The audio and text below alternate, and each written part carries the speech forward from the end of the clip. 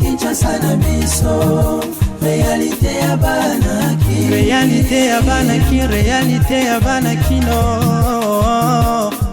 Remise Yaba Brevet et Salemi Lelo mardi 30 août 2022 dans l'école supérieure d'administration militaire et pas il y a Premier ministre Jean-Michel Samalukonde ba travaux et ba infrastructure sportive pour la 9e G à francophonie et zalina nous na niveau ya fondation. Mbote na balandignon sur un magazine Kinshasa na biso KNB News numéro 1 ya magazine d'information à la République démocratique du Congo où épée sa cabine ba information sur peu vrai. Na kombo ya chef de l'État Félix Antoine Tshisekedi Tshilombo, Premier ministre Jean-Michel Samalukonde a présidé cérémonie à clôture ya bassise ya 7e session ordinaire ya 5e session spéciale ya collège hautes études stratégiques pe ya 3e promotion ya école supérieure d'administration militaire ba auditeur na ba auditrice bazwa ki ba brevet na bango na maboko ya Premier ministre Jean-Michel Samalukonde mardi 30 août 2022. Directeur national ya 9e G à francophonie oyo ekosalema na ville province ya Kinshasa asalaki visite pour na koyeba soki misala ya ba infrastructure sportive et comme na niveau nini kasi ya pasi ezali ke ba travaux mingi eza na retard alors que mikolo etikali ya kotanga po ete RDC ekoka kwa accueillir 9e G à francophonie. Alors que Mikolo etikali ya kokonte pe tozokoma pembeni ya 9e G à francophonie où eko se déroulé na ville province ya Kinshasa, misala ya centre d'information technique ba travaux ya réhabilitation pe modernisation ya collecteur ya mai, ya stadium ya basketball pe terrain ya stade de Martyr, village de G na site Tata Raphaël pe ba infrastructure sportive mosusu ezalina nuna niveau ya fondation accompagné na ba expert rebelle ya président ya République pe ya ba ministère sectoriel Isidore Kwanza Ngembo oyo azali directeur national ya 9e G à francophonie azali kondima ete ba assise oyo ekosalema malgré que ba infrastructure sportive ebele ezali nanu na niveau ya fondation. Pona Isidore Kwanza directeur national ya 9e G à francophonie gouvernement est continué kozwa makambu oyo na sérieux na koti ya ba moyens nécessaires pour misala esalema pe esila na lombango po mikolo etikali ya kokonte. Vice-gouverneur ya ville ya Kinshasa Jekoko Mulumba a dénoncé ba société oyo fabriquera ba sachet ya ba mai alors que ezali interdit bolanda na image oyo. Voilà tomonaka na mboka nyoso o totambola o tokendaka totosaka mibeko ya mboka me na Congo bato bali kotosa mibeko te toyebi biso nyonso ke Congo eza certain pays hospitalier munoso aye tokoyamba ye na kimia na boboto na bondeko me bato oyo bazali koboya kotosa mibeko ya l'État il faut l'État atia bango maboko.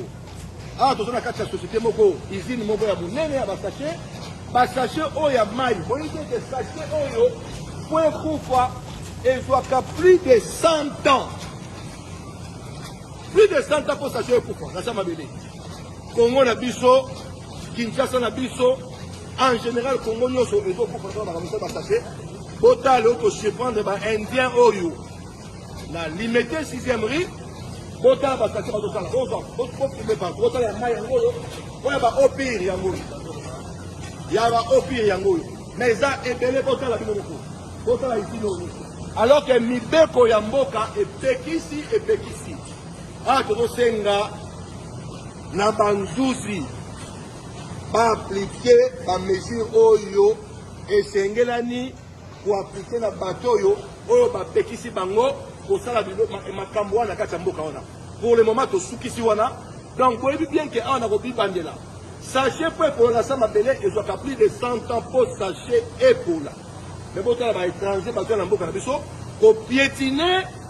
mboka na biso nazobenda pe matoni na bato bako exécutif alelaka te nazolela te nazolakisa mabe opase lobi ntango bokoyoka bazwi ba étranger bazwi ba indien bazwi ba oyo bazongisa wana mboka na bango poko bakoyo ekomi anarchie. Pour le moment. Merci mingi. Ba rebelle ya M23 bazali ko recruter ba jeune par force na est ya République démocratique du Congo pour na ko renforcer groupe na bango ya rébellion. Bozo ba détail na commentaire oyo.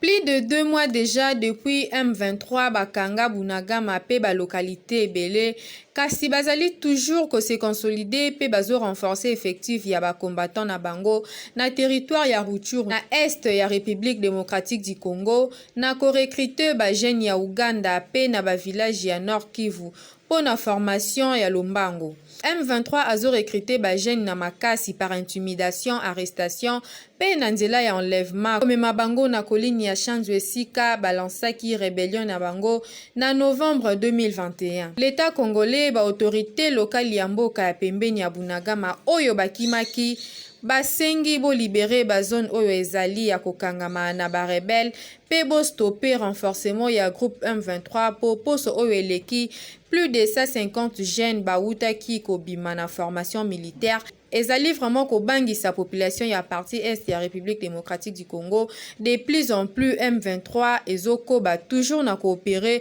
pe kokanga ba localité na population en otage. Beltesco a offert bakaye ya ope bastilo Simba na peuple congolais papa maman Kimambango na magasin ya Beltesco pour na kozwa bakaye na bastilo rentrer Kalaté. Toujours na souci ya kosunga mboka pe kosunga population congolaise kaka ndenge boyebeli société oyo monene na République démocratique du Congo Beltesco toujours pembeni ya population na ko accompagner bango na nyonso lelo lisusu ayeli bino bakaye yao pona kelasi ya bana na biso classe ezali kozonga Kalaté awa na yango kimaka deja mbangu na ba magasin nyonso ya Beltesco oyebi ezali partout awa na Kinshasa na ba commune nyonso soko tuni magasin ya Beltesco ezali po osombela bana na yo ba fourniture scolaire ya qualité supérieure lokola ba cahier yao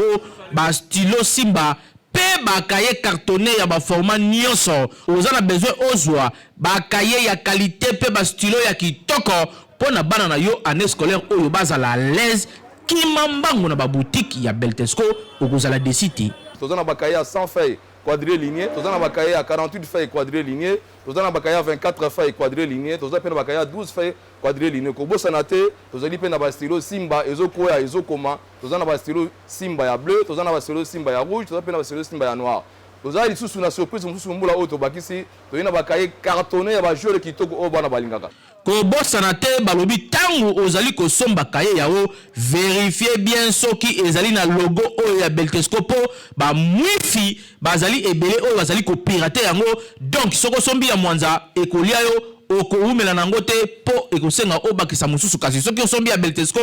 ozali mobimba ane mobimba bana bakotanga kitoko po bakaye na bango pe ba stylo na bango ezali ya qualité supérieure oyo tolobaki te tolobi Beltesco vraiment mosungi ya mboka Kinshasa et l'équipe partout.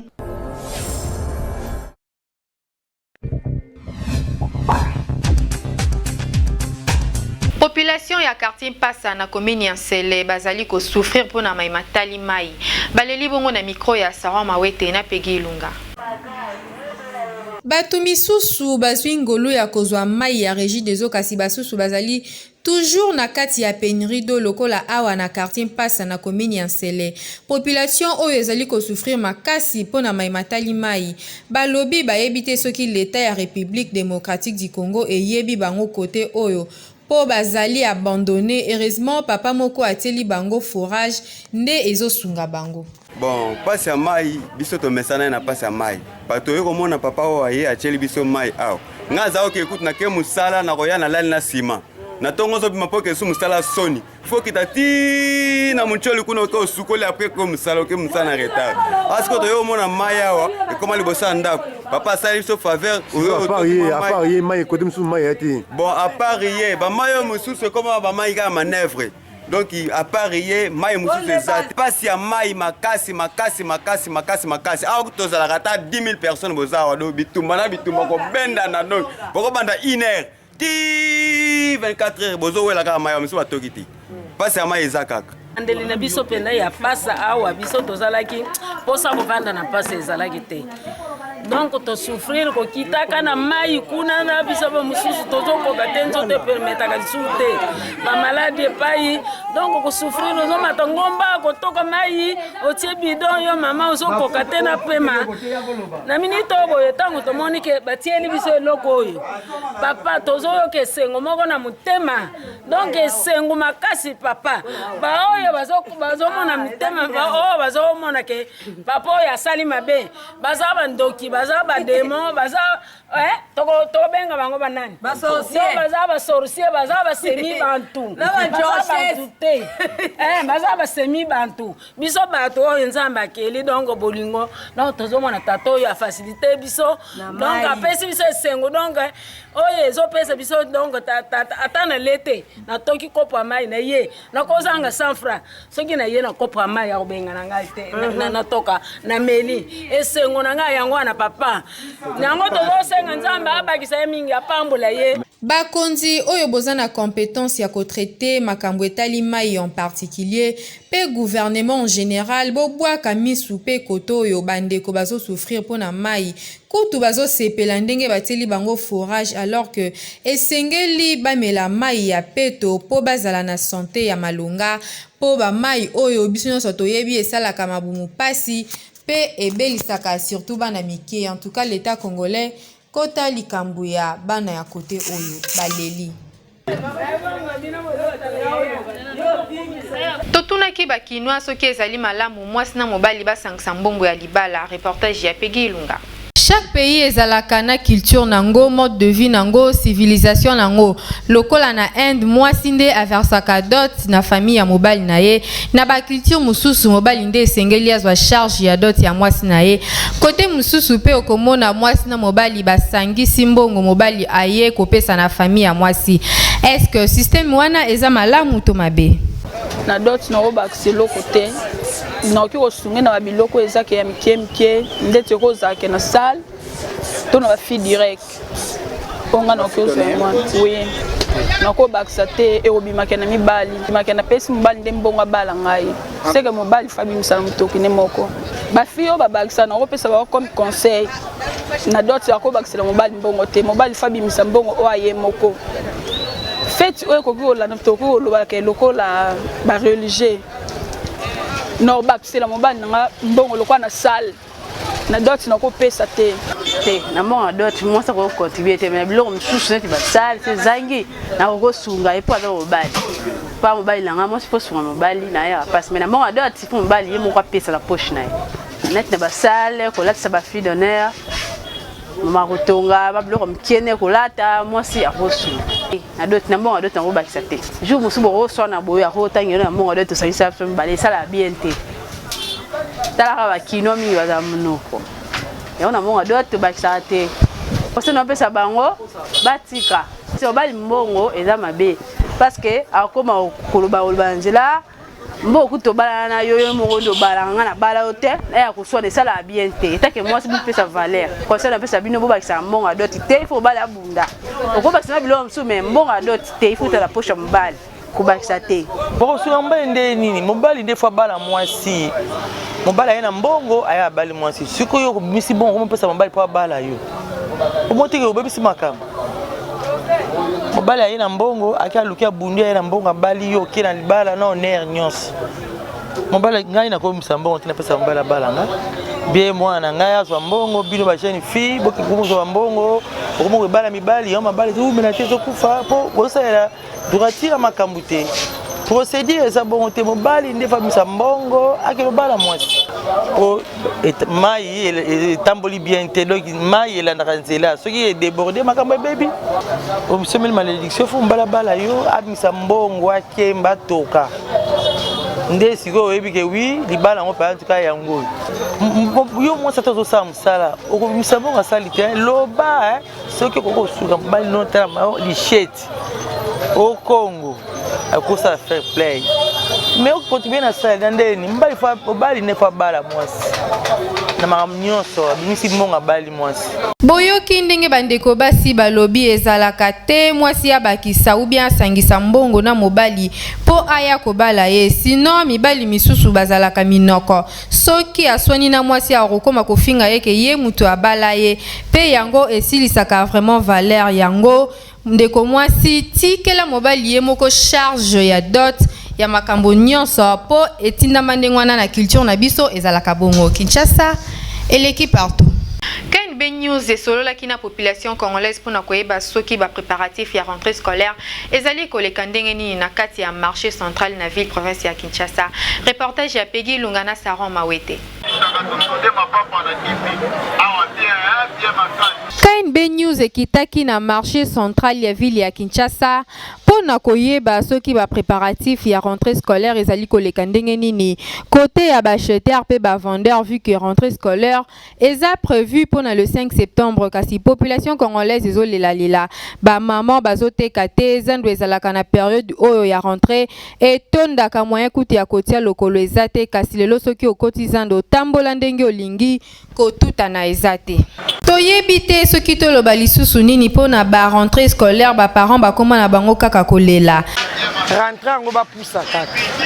po tala ka yo monzela ndeza batu bazati toteka te baketi yango eza evandi donc toteka te mbongo eza te batu bazosomba te seke baparents no bazwi mbongo te bakoki na bango ata kopusa ta rentrée yango po boye tokoka te toteka te tosimba mbongo te mbongo tosalela bana rentrée ndeni po biso mpe fo toteka tosalela bana biso ba rentrée bango mpe baosala baofuta bango te siko tosani azokota te papa banda na ye na teki kaketi moko yebisanga ti ero na ozonga ndeni na ndako est-ce que rentrée scolaire okoteka kaketi moko banda tongo ti 12h ça ne va pas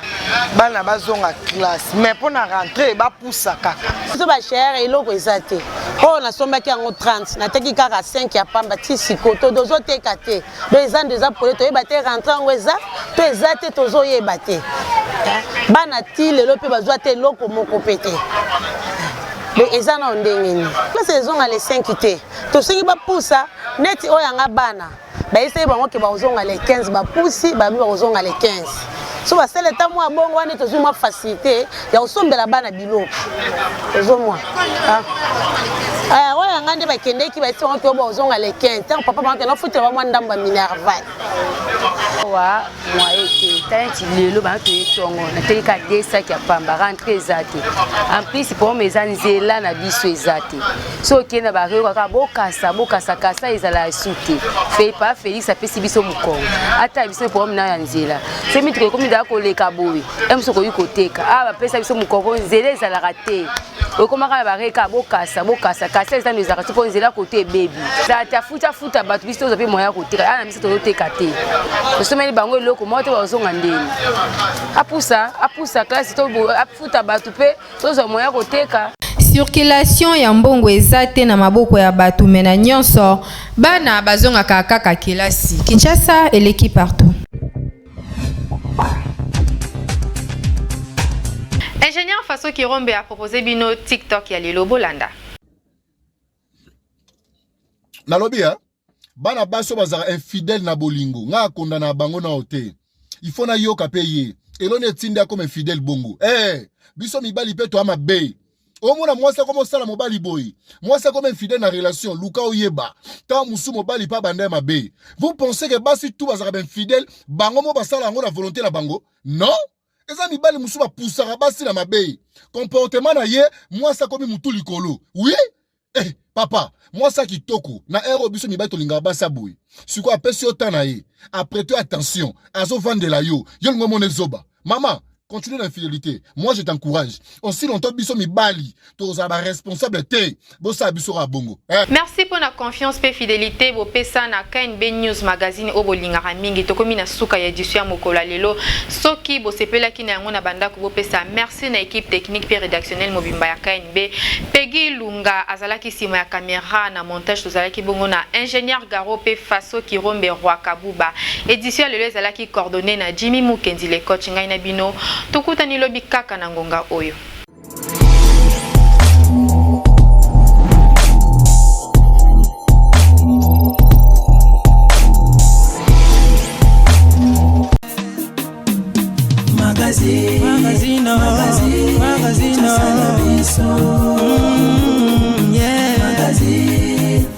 Brazzaville, Kinshasa na biso, réalité ya banaki, réalité ya banaki, réalité ya banakino.